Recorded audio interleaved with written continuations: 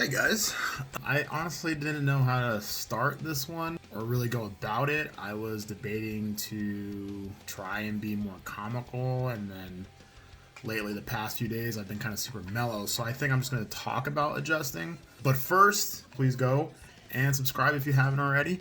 Also, turn on those notifications to let you know as soon as I post a new video. That would mean a lot. If you also share my videos to anyone who's bariatric or who's thinking about the surgery, I'll always allow myself as an outlet for support or just to share some perspectives on anything. But yeah, let's get into it. During recovery, a lot of emotions were going on for me around that time. It's funny because right now, during these stay-at-home orders, it's like I'm right back to that time frame where I was at home in my thoughts for weeks, and I was just adjusting to this new way of life. It's kind of weird how like it's very similar right now. I actually didn't even realize that until just now. Besides all the week by week post-op diet, I was really mentally, I was in and out of a very dark place.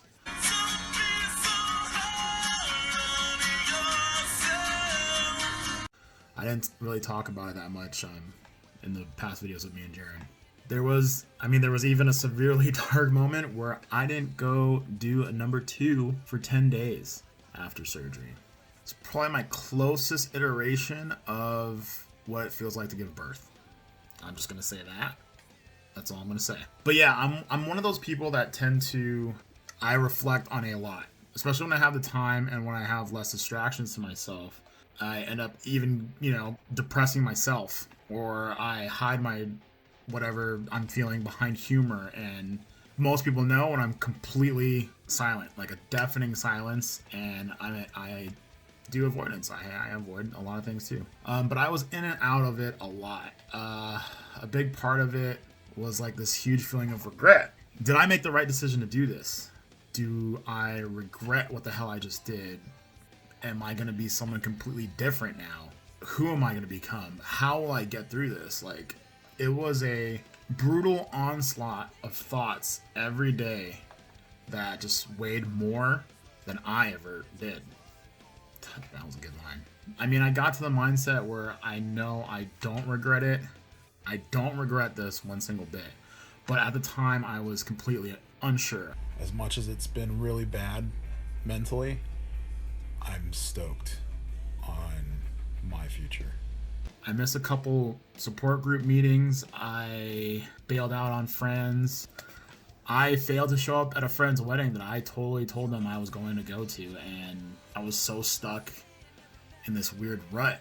In that couple day time span, especially when that was going on, I can't take that back. But at the same time, in that time frame, it was just I was not myself. I wasn't gonna be fun to be around either.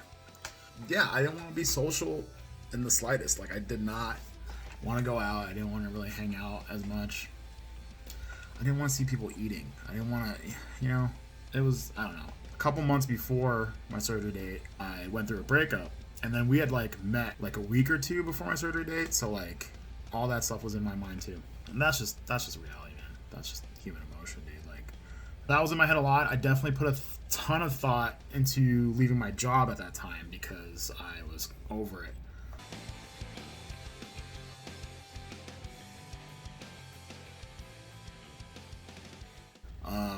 I wanted to go back to school. I wanted to be more active. I was basically wanting to change what I could because I imagined my life was going to change quick. I felt like I was going to shed weight and I was just going to be doing more, wanting to do more and get out more and put myself out there more and date more and all this stuff. And for the most part, everything changed. After going back to work in late October, I already dropped 40 pounds. Right at the beginning of November, I just broke under 300 pounds. And going back to work at that job at the time was super difficult because there was the habit of when me and my coworkers, we would go get lunch, we would get a ton of food in such a short amount of time, like 30 minutes. So we'd have to order, scarf it down before we clocked back in. So we'd be back on the floor just and that was still the thing to do. There wasn't a chance in hell that I could do that anymore. I would tag along for sure, but I'd be like, haha, I'm gonna eat this cracker and you guys getting down on like burritos and tacos right now. You know, I was bringing snack packs and all that stuff, the manners, all the stuff that we talked about in the last episodes, like those little things, I was bringing to lunch every day. I mean, I had a lot of support at that job too. I won't ever forget it. There was a good 5 or 6 people that worked there that had gotten the surgery. So it was great to have them to talk to when I could. I also had a couple coworkers who were pissing me off every day. They were breathing down my neck like overbearing parents, like, you know, oh, you shouldn't eat that. You're gonna ruin it. You're gonna ruin the surgery for yourself. And like, I blew up at them a couple times. I said what I had to. With all the things that were going on in my head, especially coming back to work, like from where I was at and going back to work, I was trying to normalize a new way to live and eat. And that's already like enough stress, enough like to think about. So having people nagging at everything you're eating or doing is incredibly unhelpful. I'm one of those people that like, you start doing that to me and I'm probably not going to let you know what I'm doing, but like, it puts me in a bad mood, man. Puts anybody in a bad mood. Anybody. That type of mental anguish is just not helpful. There are a ton of people who have failed with the surgery, and I'm sure that person like knows them or knows a person that has failed the surgery, but they don't need to push that onto you in any way. There needs to not be an expectation of failure from somebody else that is not even that close to you. Like it's indescribable. I can't even say. I have no idea what to say to that. As the days passed, it got easier. You know, I was adjusting pretty well, I would say. You know, I would just laugh at things and have my same, you know, mannerisms, stuff like that, except like where I couldn't. I was occupied and understanding of what I could and couldn't eat. I was allowing myself to not want food and either save what I had or wanted, or to share it with somebody, give it away, or just toss it. That's how I used to view food, and I know it's how a lot of people view food is you can't waste food. If you're not hungry, you're not hungry. Like, if you're not going to eat it, you're not going to eat it. If no one's going to take it from you, no one's going to eat it. So you're going to toss it anyway. That was embedded into my brain by my family when I was such a small kid, but now I'm able to be okay with seeing food go in the trash. It is okay. Food decomposes. You don't need to stuff yourself because of whatever reason you might have. Like, you're hurting yourself, you know? Being told that wasting food was bad when I was young, it programmed me to just finish whatever was on my plate and then some, and that's what led to me breaking that meter as a kid. Anyways, I stuck with all the various protein shakes, and protein was my best friend at the time. I counted on protein. I made sure I met with protein enough. I made sure I called protein. I made sure, I listened to protein's problems and whatever. There was a lot of little things, like all my clothes were drastically getting bigger. I couldn't really bear wearing those clothes anymore, so I had to go shopping. So I had these incredible feelings when I would go shopping. I was going from size 42 jeans, size 42 to size 44 jeans, and I'm easily slipping into a 34. I couldn't even slip on a 34 past like my thigh before that, And that feeling, I can't even describe that feeling. I can't. Noticing all these non-scale victories that were happening, like how much chair space I had when I sat in chairs that I would sit in all the time before, like realizing how much space there was. Like in my old car, I have a couple pictures.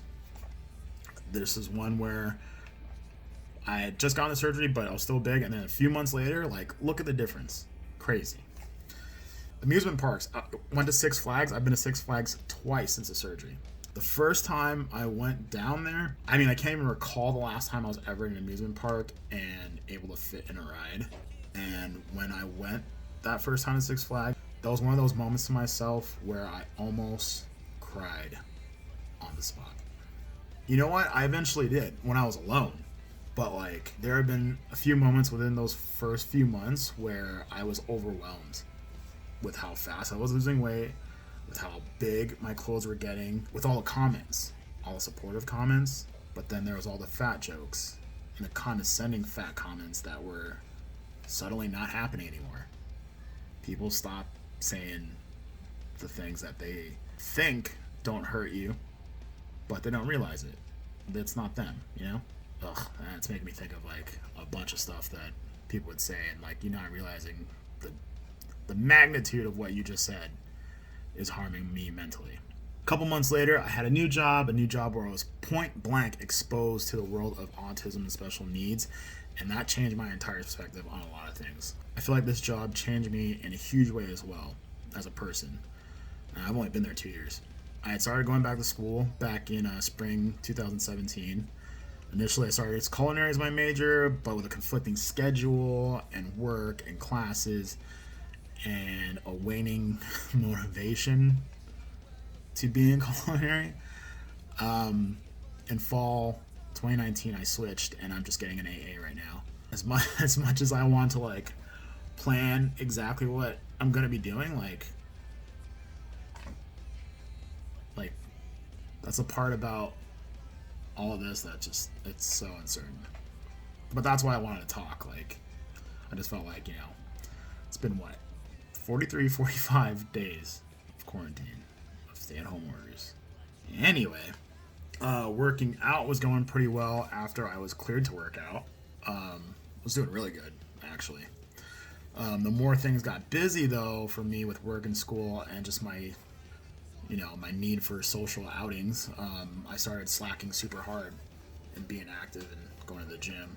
I had started working out with coworkers too, but then we kind of just fell off going together because we worked early. So it was kind of hard to do that early in the morning, and then like we were super tired, but it's all excuses at the same time, you know what I mean? So I like Jared and I said in the past video, in the bonus episode, that we literally worked out and went straight to go get fast food. I haven't done anything that stupid. Okay, let me take that statement back before I finish that sentence. I haven't done anything that ridiculous. No, I haven't done that ridiculous of a move. I haven't done something like that since we did that back in the day. That's better. But things are like easier now. Like it's been over 2 years. I'm totally okay with me being a foodie who can't even finish his plate. It's more portion control than really anything. Like this is literally like forced portion control. I'm more than fine not having a strong relationship with carbonation like sodas and beers anymore. I mean, it might have pushed a strong relationship towards hard liquor, but that's different. More refined when I'm conscious about it. More terrible when I'm downtown. And I mean, if the carbonation is flat, then it's easier, but that's also disgusting, I guess. Just depends. Right now in my life, in quarantine, I started doing these dumb pizza reviews on Instagram, actually. I just recorded one and went straight to this. I'm wearing the same thing, so I just had that pizza. It's definitely inspired by Barstool, David Portnoy, the El Presidente. Well, I realized that, and my stomach told me, basically, that I do not want to eat a slice of pizza every single day. Sorry. So I'm not doing those reviews like day in, day out. I mean, my taste buds won't allow me to consistently eat the same things for more than 3 days tops, I feel. Like, after, like, the third day of, like, eating the same thing, I'm like, can't do it today. I was doing great on the bariatric vitamins. I couldn't do it anymore at a certain point. The taste or the feeling that I didn't really need them, which, it's dumb to say, but I started taking multivitamins and iron again recently, so there's that. Just, your little Sam's Club multivitamins and iron. I should get my own Tespo. Me and Jaren shared one, but the thought of shooting the chalky, questionably fruity vitamin liquid again makes me like, wait. Like, I think I'd rather do the pills right now because I don't taste them. Just, you know what I mean? There was a lot of adjusting myself from the old me. I'm still adjusting, man. It's not just the VSG lifestyle. Like, it's everything. Like, I'm more healthy mentally than I think I've ever been in my life. Yeah. I have to admit, like, I'm a better person. I'm a better man than the boy I used to be. I'm holding myself more accountable when I do eat terrible things, when I do stupid things, or if I'm not being active. Thanks in part to my Galaxy Watch that tells me to get off my lazy ass and do something when I'm not being active. But like anybody else, like I'm alive and I'm going through my own stuff. We're learning as every hour passes by. You yesterday is not the same as you tomorrow. You'll never be the same person you were yesterday, ever again. And the biggest adjustment and gratitude that I have is that the decision I made to just go to that initial seminar. That's the thing I had to do to change up. It was the first step in adjusting my life, and for the better. It's weird. I really just needed to talk this out, and I feel like it was good, right? Adjusting's kind of like hard to like really even talk about because it's basically you not doing the same things that you were doing. You're just doing things for the better, and as long as you have support around you and people to motivate you and not people to bring you down, like that's all you can really ask for. You have to surround yourself with the people that will help you, the people that will support you. I feel like that's probably one of the single most important things, because not everyone can do this on their own. There are people that do things alone. They work out every single day. They have a strict diet. Like, I wish I could do that. I can't. I cannot do that. It feels kind of weird, kind of putting, I guess, my life out there, kind of. Not my entire life. I'm not telling you all the private stuff or whatever, but it's real. It's real. I just feel like there's not a lot of information or insight to the way we live. Unless the people around us, the people that live with us, the people that are families or friends. But there's a lot of people out there that have no idea about this. And that's what I'm going to talk about going out to eat. That's definitely that aspect I'm going to dig in on, is like when you're in public, I'm still a decent sized dude. So when people see me eat like a little child, or have a huge plate and basically eat like a tenth, there's judgment. It's ridiculous. There's judgment, but I know I did that to other people too when I was bigger. Even just people that just had normal diets that just like, I can't finish all that. Why not? Why? Don't do that to anybody. I just wanted to, have this one episode of adjusting kind of be more, I guess, more open about adjusting, because adjusting can be in any shape or form. It can be mentally. It's been definitely physical. I feel like who I was 2 years ago, right before my surgery, I feel like that was almost a decade ago, if that makes sense. Like, it just feels like it was so long ago, and I don't know who that person is anymore. Even though he's still there.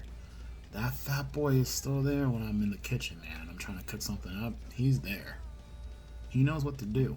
He knows, he creates some crazy concoctions of, I don't even want to, like, tell you, because it's like, what the heck is that? Or, dude, that's too much. It's too much. What are you doing?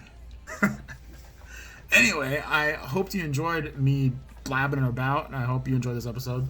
Again, if you haven't already, subscribe to this channel, turn on those notifications, and like this video, and I love you, and I want to say, I want to sign off. I want to say stay hungry as a sign off, but I feel like that might not be right. Stay hungry? Whatever. Stay hungry, right? Stay hungry. No, wait.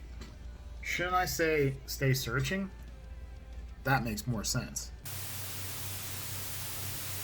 Stay hungry, stay searching. That felt better. Peace.